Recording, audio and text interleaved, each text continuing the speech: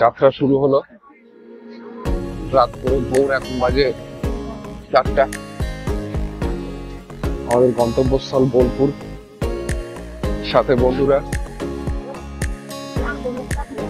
কারো ঘুম হয়নি, টিকিট কাটা হলো, প্রচুর ভিড়।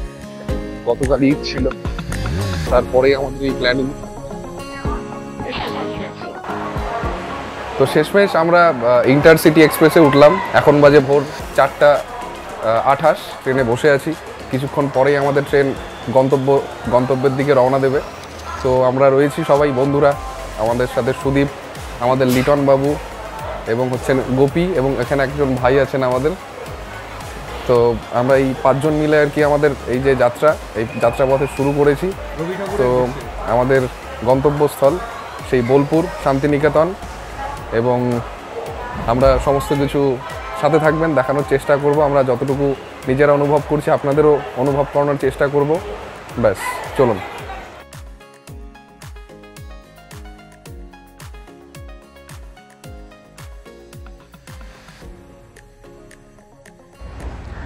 তো আমরা বর্তমানে বোলপুরে চলে এসেছি। তো আমরা মালদা থেকে ইন্টারসিটি এক্সপ্রেস ধরেছিলাম 4:30 এবং আমাদের এখানে পৌঁছে দিয়েছে পাক্কা 8টাতে। 3.5 ঘন্টা লাগলো। এবং টিকিট আমাদের যেটা পড়েছিল ভ্যালু, সেটা হচ্ছে 75 রুপিস ইচ, 75 টাকা করে প্রত্যেকের পড়েছে। বোলপুর স্টেশনে নামার পরে একটু সামনের দিকে এগিয়ে গেলে আপনারা অনেক টোটো পেয়ে যাবেন। সেখানে 10 বা 15 টাকা আপনাকে ভাড়া নিয়ে তারা সোজা নিয়ে যাবে শান্তিনিকেতনে। তো সেখানে গিয়ে আমরা একটা জিনিস লক্ষ্য করলাম যে যেহেতু পুরো শান্তিনিকেতন বিশ্বভারতী বিশ্ববিদ্যালয়, তাই শুধুমাত্র সেখানকার অধ্যাপক অধ্যাপিকা বা ছাত্রছাত্রীদেরই প্রবেশের অনুমতি আছে, অন্যান্য কারও কিন্তু কোনো প্রবেশের অনুমতি নেই। তো সেখানে যাওয়ার পরে আপনি পায়ে হেঁটে, টোটো নিয়ে বা বাইক নিয়েও কিন্তু আপনারা ঘুরতে পারেন। সেটা পুরোটা চারদিকে গোল করে এবং সেটাকে ঘেরাও করে দেওয়া হয়েছে। তো সেখানে যেতে যেতে রামকিঙ্কর বেইজের বিভিন্ন যে সমস্ত প্রতিমূর্তি তিনি যেগুলো বানিয়েছিলেন সেগুলো সেখানে রাখা রয়েছে খুব যত্ন করে। সেগুলো দীপেন্দ্রনাথ ঠাকুরের সমাধি, এবং সেখানে বিভিন্ন জিনিস রয়েছে। সেখানে গেলে প্রকৃতি ভবন থেকে শুরু করে সেখানকার যে দ্বিজবিরাম, তারপরে এই যে এটা দেখতে পাচ্ছেন, এটাকে বলা হয় আপনার ওই তালধ্বজ বাড়ি, তারপর হচ্ছে উপাসনা মন্দির, পুরনো খেলার মাঠ, শান্তিনিকেতন বাড়ি, লিপিকা, হিন্দি ভবন, আনন্দ পাঠশালা, 3 পাহাড়, রবীন্দ্র ভবন, নন্দন আর্ট গ্যালারি, কলা ভবন, নাট্যঘর, নন্দলাল বসুর বাড়ি, অমরত্ব সেনের বাড়ি, সমস্ত কিছু আপনারা সেখানে দেখতে পারবেন। পান্থশালা রয়েছে সেখানে। তো এই সমস্ত জিনিসগুলো কিন্তু আপনাকে টোটোতে করে হোক বা হচ্ছে আপনি পায়ে হেঁটে বা বাইকে করে আপনি চাইলে পুরো চত্বরটা ঘুরে ঘুরে দেখতে পারেন। এই জায়গাটা হচ্ছে দেবেন্দ্রনাথ ঠাকুর, তিনি যখন এখানে এসেছিলেন শান্তিনিকেতনে, তিনি এখানেই থাকতেন। এটা আমাদের সেই টোটোর কাকু তিনি আমাদের বলেছিলেন। এই সমস্ত গাছগুলির নিচে বসেই রবীন্দ্রনাথ ঠাকুর কোমর পাড়ার গরুর গাড়ির মতো বিখ্যাত কবিতাগুলি লিখেছিলেন। আমরা এখন ঢুকতে চলেছি রবীন্দ্রনাথ ঠাকুরের মিউজিয়ামে। 70 টাকা করে পার টিকিট পড়লো। স্টুডেন্ট আই কার্ড থাকলে 10 টাকা করে টিকিট পড়ে। আমরা 5 জন আছি, তো 5টা টিকিট কাটা হলো। 5টাই আছে। এই হচ্ছে আমাদের সেই শান্তিনিকেতনের মিউজিয়াম। এখানে ভেতরে আমরা এক্ষুনি ভেতর থেকে বেরোলাম। প্রচুর রবীন্দ্রনাথ ঠাকুরের যাবতীয় তার সমস্ত কিছু, তার ব্যবহৃত জিনিসপত্র থেকে শুরু করে, এবং প্রত্যেকটা জিনিস তিনি এখানে তার লাইফ থেকে শুরু করে তাদের প্রত্যেকটা জিনিস এখানে খুব সুন্দরভাবে পুঙ্খানুপুঙ্খভাবে ভেতরে রাখা আছে, with photographs, with proofs and everything. এবং ভেতরে ক্যামেরা নিয়ে যাওয়া অ্যালাউড নেই, তাই ভেতরে কোনো কিছু দেখানো গেল না। এবং ভেতরে প্রবেশ করার সময় জুতোও খুলে রাখতে হয়, পাশে রাখার ব্যবস্থাও রয়েছে। তো খুবই সুন্দর একটা অসম্ভব একটা ভালো মুহূর্ত কাটলো ভেতরে, এই মিউজিয়ামের ভেতরে ঢুকে। এবং প্রত্যেকে এখানে এত সুন্দরভাবে সমস্ত কিছু সাজানো গোছানো অবস্থায় রয়েছে। তো খুবই সুন্দর। তো আমরা এখন মিউজিয়াম থেকে বেরিয়ে একটু বাইরের চত্বরটা একটু আমরা ঘুরবো, এবং পাশ দিয়ে আরও কিছু জিনিস দেখার মতো আছে। তো সেই জিনিসগুলো আমরা এখন দেখতে যাচ্ছি। তো আমরা এখন মিউজিয়ামের পাশ দিয়ে হেঁটে হেঁটে যাচ্ছি। মিউজিয়ামে কি নেই, তার ব্যবহার করা লাঠি থেকে শুরু করে তার টুপি, তার ব্যবহার করা কোট, তাকে দেওয়া যে বিভিন্ন দেশ থেকে, সে শুধু রোম, চীন, বার্লিন নয়, বিভিন্ন দেশ থেকে তার সমস্ত দেয়া উপহারগুলো সেখানে সংরক্ষিত করে রাখা আছে। এবং ভেতরে ঢুকলে সেই জিনিসগুলো একদম সচক্ষে ফার্স্ট কপি, সেগুলোকে খুব প্রোটেক্টেড অবস্থায় রাখা রয়েছে। তো আমরা এখন যাচ্ছি একটা প্রাচীন বট গাছ রয়েছে, তো সেই দিকটাতে, এবং সেখানে আমাদের আরও অন্যান্য বন্ধুরাও রয়েছে। তো যাই হোক, প্রত্যেকটা দৃশ্য মানে শান্তিনিকেতনে যে এসেছি, যে চারিদিকে সত্যি মানে খোলামেলা যে উন্মুক্ত যে একটা পরিবেশ, সেই পরিবেশটা একদম চারিদিকে খুব সুন্দরভাবে পরিলক্ষিত হচ্ছে। এমন না যে এখানে শান্তি নেই, নিরালা নেই, এবং মানে একটা যে হয় না শহর থেকে যানজট থেকে মুক্ত, প্রত্যেকটা একদম খুব মানে ধা চকচকে বা যে সমস্ত শহুরে সমস্ত ব্যাপার স্যাপার থেকে একদমই আলাদা, উন্মুক্ত। যে রবীন্দ্রনাথ ঠাকুর যে উন্মুক্ত পরিবেশ, উন্মুক্ত শিক্ষার কথা বলতেন, সেটা এখানে একদম খুব স্পষ্টভাবে দেখা যাচ্ছে চারিদিকে, শিক্ষা দীক্ষা থেকে শুরু করে প্রত্যেকটা জিনিসে। তো এখানে আমার বন্ধুরা ট্রাই করছে, কিছু দোল খাওয়ার চেষ্টা করছে। তো দেখা যাক গোপী ট্রাই করছে, সে সফল হয় কি না। সে কিছুটা সফল বলবো। এবার দোল দোল দোলনি।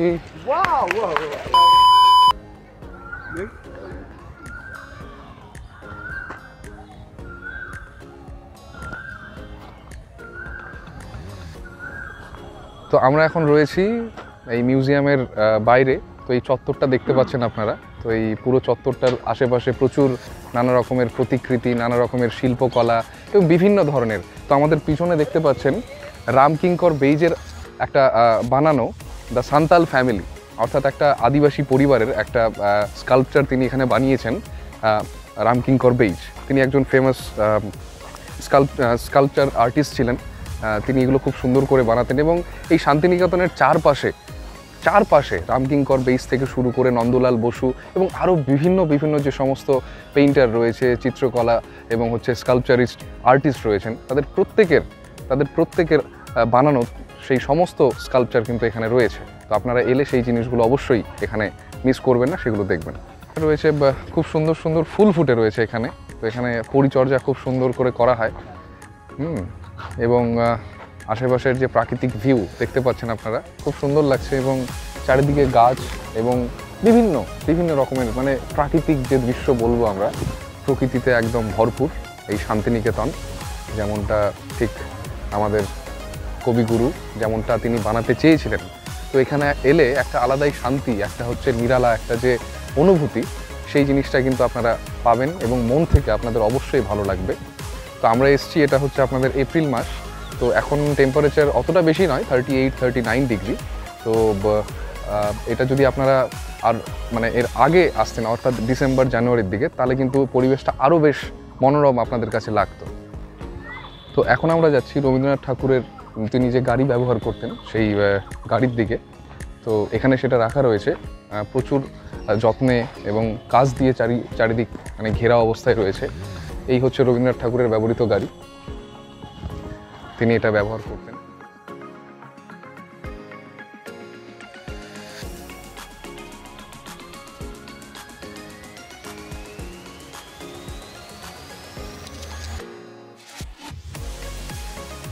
এটা সৃজনী। আমরা এখন এখানে ঢুকবো ভেতরে। তো এখানে টিকিট করতে হচ্ছে, 20 টাকা টিকিট। তারপরে ভেতরে আমরা ধীরে ধীরে যাবো, আর দেখা যাক ভেতরে কি রয়েছে। এখানে সৃজনীতে চারিদিকে দেখা যাচ্ছে সমস্ত শিল্পকলার সম্ভার, খুব সুন্দর কারুকার্য করা চারিদিকে।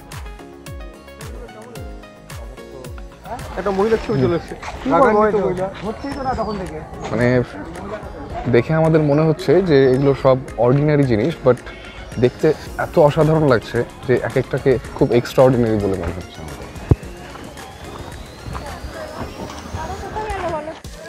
এই পুতুল ঘর। এখানে আমরা ঢুকছি, ভেতরে দেখা যাক কি রয়েছে। ওয়াও, মুখোশ, ছৌ নাচের মুখোশ, বিভিন্নভাবে বেশ কিছু পটচিত্র রয়েছে।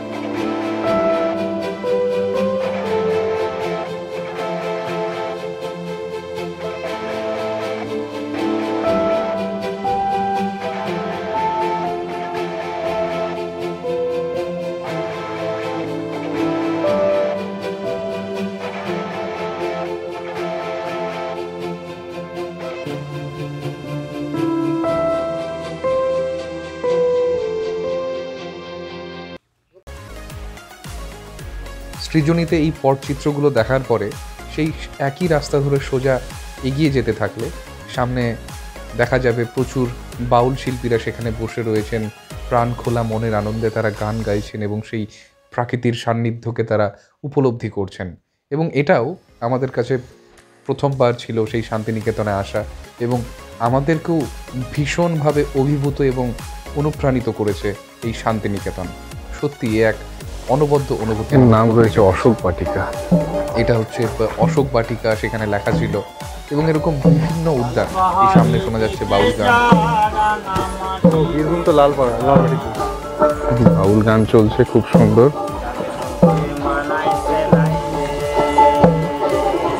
অসাধারণ গান।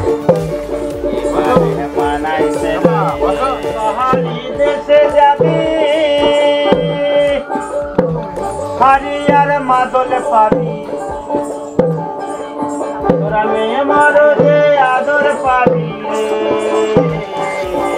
পাহাড়ি দেশে যা রাঙা মাঝি দেশে যা, ধারে সে মূলে গাছ নানা পাখি। একটা ছোটোখাটো হাট আমরা দেখতে পেয়েছিলাম, এবং এখানে বেশ কিছু জিনিস প্রত্যেকটা সেখানকার স্থানীয় মানুষদের তৈরি করা সমস্ত জিনিসপত্র তারা সেখানে বিক্রি করছিলেন, এবং সত্যিও সেগুলো খুবই সুন্দর ছিল এবং ধা চকচকে। আমাদের কাছে তো একটা নতুন অভিজ্ঞতা ছিল, এই সমস্ত জিনিস আমাদের দিকে খুব একটা দেখা যায় না, নাচ নৃত্য চলছিল। প্রচলিত।